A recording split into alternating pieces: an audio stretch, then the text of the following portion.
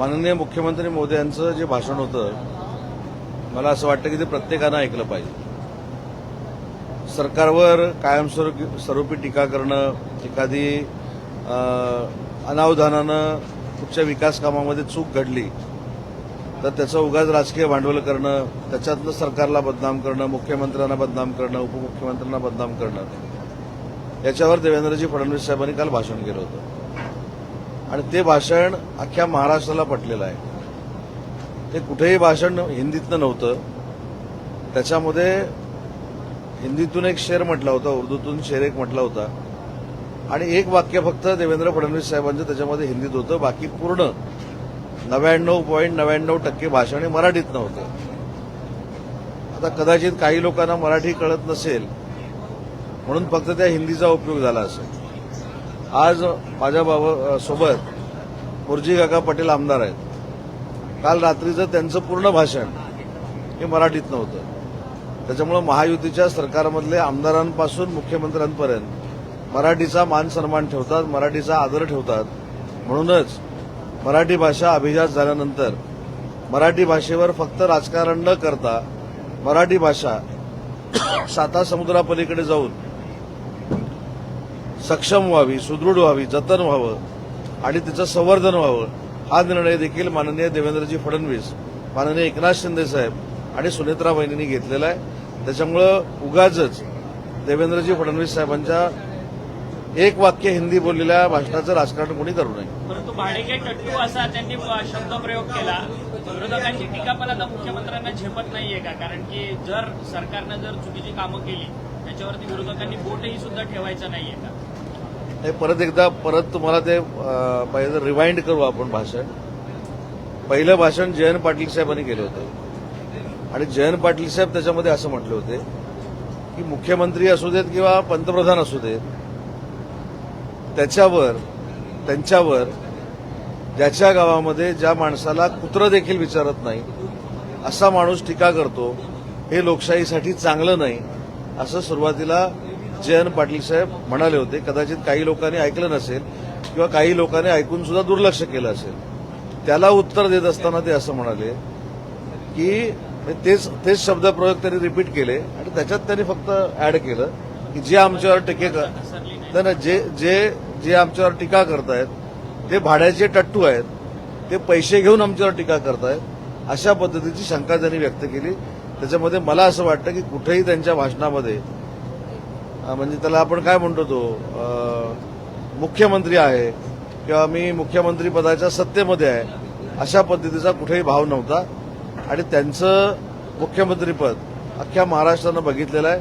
त्याच्यामुळे काही लोकांना आमच्या सगळ्याच नेत्यांना बदनाम करायची एक हौस आहे, त्याला तो एक प्रकार आहे. पण टीका झाली की देवेंद्रजी कायम म्हणतात की ही महाराष्ट्राचा झालेला अपमान आहे. त्यावरून सोशल मीडियावरती देखील आता विविध रील्स येताना आपल्याला पाहायला मिळत आहेत. तुम्ही म्हणजे महाराष्ट्र नाही असं देखील आता ठणकावून सोशल मीडियावरनं एक चळवळ सुरू झालेली आहे. परत एकदा आता त्या विषयावर पण सांगतो की तुम्ही म्हणजे महाराष्ट्र नाही कोण म्हणतायत त्यांचा आपण विषय बाजूला ठेवू. परंतु कालच्या भाषणाच्या अगोदर काँग्रेसच्या प्रदेशाध्यक्षांनी जी सरकारवर टीका केली होती त्या सरकारवरच्या टीकेवर ते त्या ठिकाणी बोलत होते. उलट त्यांनी काँग्रेसच्या प्रदेशाध्यक्षांचं नाव घेऊन त्यांना मोठं देखील केलं नाही. त्याच्यामुळे मला असं वाटतं की परवाच्या भाषणावर उगाचच राजकारण जे काही करतायत त्यांनी करू नये.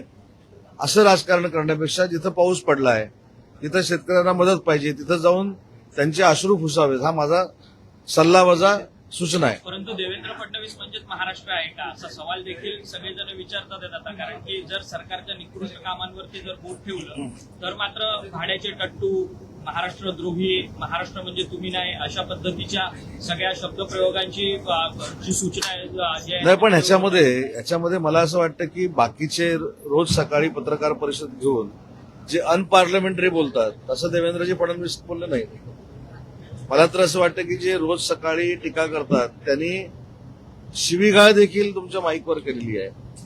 त्याच्यामुळे एक मिनिट ना माझं होतं. त्याच्यामुळे मला असं वाटतं की उगाचच मुख्यमंत्र्यांना टार्गेट करण्यामध्ये काही अर्थ नाही.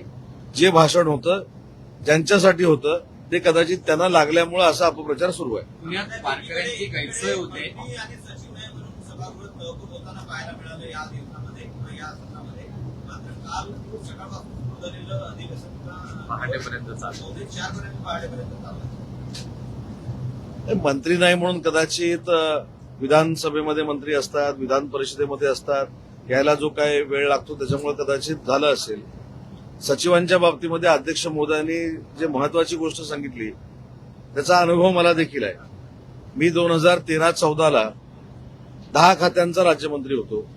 मी ज्यावेळी सभागृहामध्ये उत्तर द्यायचो त्यावेळी 10 खात्यापैकी ज्या खात्याचं उत्तर असायचं त्याचे प्रधान सचिव असतील, त्याचे सचिव असतील किंवा त्याचे एसीएस असतील हे त्या अदृश्य गॅलरीमध्ये बसलेले असायचे. अदृश्य गॅलरीचा उल्लेख करायचा नसतो पण ते बसलेले असायचं. तोच धागा पकडून माननीय अध्यक्षांनी सांगितलं की जर मंत्री उपस्थित नाहीत म्हणून सभागृह बंद पडत असेल तर अदृश्य गॅलरीमध्ये असणारे देखील अधिकारी ही चर्चा चालू असताना तिथे उपस्थित पाहिजे. हा जो त्यांनी निर्णय घेतलेला होता तो अतिशय लोकशाहीला धरून आणि आमदारांच्या मनातला होता. काल सभागृहाचं जर आपण विचारलं तर मी स्वतः काल सकाळी 9 वाजता आलो होतो. काल सकाळी 9 वाजल्यापासून 3:39 मी सभागृहामध्ये होतो. आमदार महोदय देखील होते. त्याच्यामुळे आम्ही आमच्या परीनं सभागृहामध्ये उपस्थित राहण्याचा प्रयत्न करतो. परंतु काही गडबड असेल तर थोडा उशीर होतो आणि त्याच्यामुळे जर सभागृह बंद पडला असेल तर शेवटी आमच्या देखील एनर्जीचा आणि आमच्या देखील ते वरचं सभागृह आणि खालचं सभागृह यातल्या अंतराचा देखील अभ्यास काही मंडळींनी करणं गरजेचं आहे. महामंडळाचं वाटप कधी होणार आहे? महामंडळाचं वाटप या अधिवेशनात होईल असं बोललं जात होतं पण अधिवेशन तर संपलं. मी अधिवेशनाच्या शेवटच्या दिवशी अगदी जबाबदारीनं सांगतो की महामंडळाच्या वाटपावर चर्चा सुरू आहे. माननीय राज्याचे मुख्यमंत्री देवेंद्रजी फडणवीस साहेब, राज्याचे उपमुख्यमंत्री आणि शिवसेनेचे मुख्य नेते पक्षप्रमुख एकनाथ शिंदे साहेब आणि सुनेत्रा वहिनी पुढच्या काही कालावधीमध्ये एकत्र बसतील आणि पुढच्या काही कालावधीतच आपल्याला अपेक्षित असलेले महामंडळाची नियुक्त्या या सरकारकडनं केल्या जातात. पुण्यात वारकऱ्यांची गैरसोय होते. सुलभ शौचालय वापरण्यासाठी 20 ते 30 रुपये वारकऱ्यांकडनं घेतले जातात.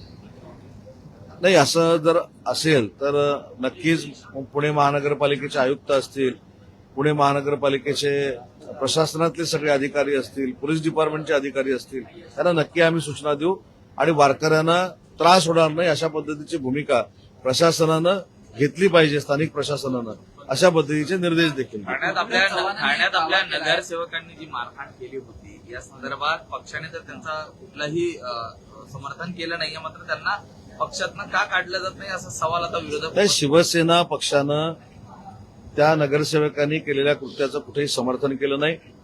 उलट कडक भाषेमध्ये माननीय एकनाथ शिंदे साहेबांनी त्यांना समज दिलेली आहे. आज त्यांच्यावर गुन्हा दाखल झालेला आहे. गुन्हा दाखल होऊन त्यांच्यावर कारवाई पोलीस करते. त्याच्यामुळे त्या कारवाईमध्ये देखील कुठच्याही मंत्र्यांना शिवसेनेच्या हस्तक्षेप केलेला नाही. त्याच्यामुळे त्यांच्यावर जी कारवाई सुरू आहे ती झाल्यानंतर नक्की त्याच्यामध्ये योग्य तो निर्णय पक्ष देखील घेईल. नाशिकचे 10 नगरसेवक शिवसेनेच्या वाटेवर आहेत का? ऑपरेशन टायगर नाशिक महानगरपालिकेत सुरू आहे का? त्याच्यामध्ये चर्चा आहे. नाशिक महानगरपालिकाच नाही तर महाराष्ट्रातल्या अनेक नगरपालिका, नगरपंचायत आणि महानगरपालिकेचे नगरसेवक हे माननीय एकनाथ शिंदे साहेबांच्या नेतृत्वाखालच्या शिवसेनेमध्ये येऊ पाहत आहेत. हे सत्य नाकारता येणार नाही आणि याची प्रचिती काही दिवसातच आपल्याला येईल. रवींद्र चव्हाण आणि एकनाथ शिंदे यांच्या एकाच गाडीतून प्रवास झाला.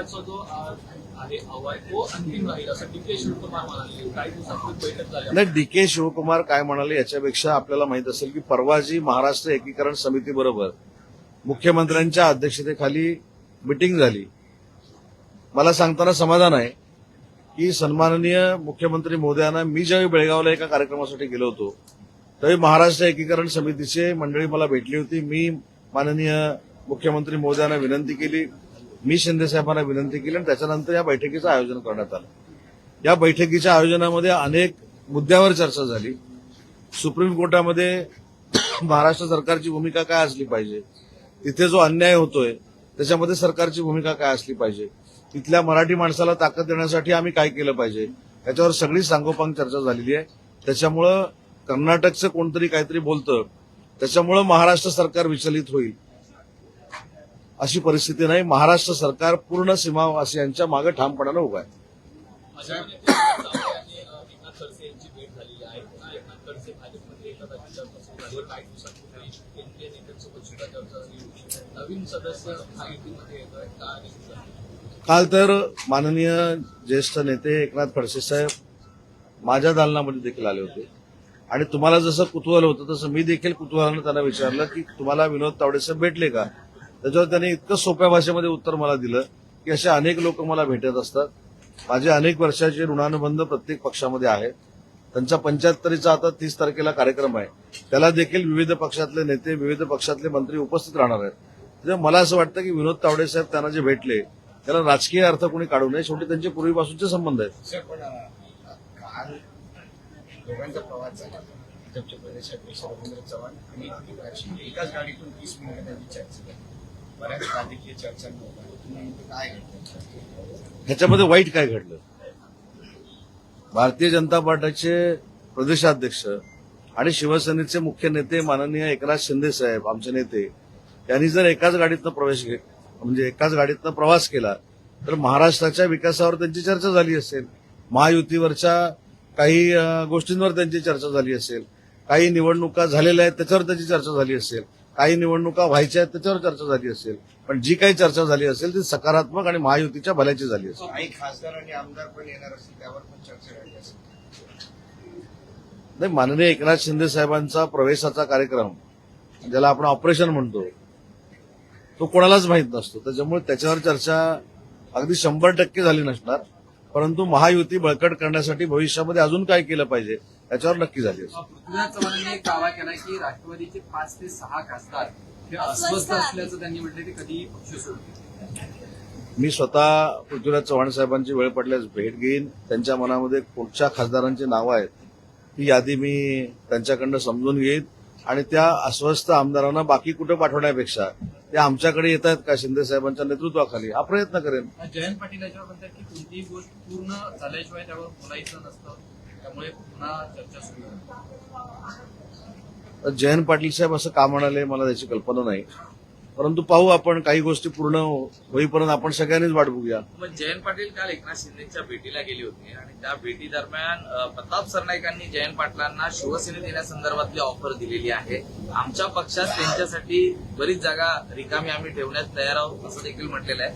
यावरती जयंत पाटलांकडे प्रताप सरनाईक साहेबांनी जर जयंत पाटील साहेबांना अशा पद्धतीची ऑफर म्हणण्यापेक्षा विनंती असणार ती. कारण जयंत पाटील साहेब हे राज्याच्या राजकारणातले एक ज्येष्ठ व्यक्तिमत्व आहे आणि प्रताप सरनाईक साहेबांच्या आव्हानाला प्रतिसाद देत त्यांनी शिंदे साहेबांबरोबर काम करण्याचा जर निर्णय घेतला तर सगळ्यात आनंद हा माझ्यासारख्या कार्यकर्त्याला होईल.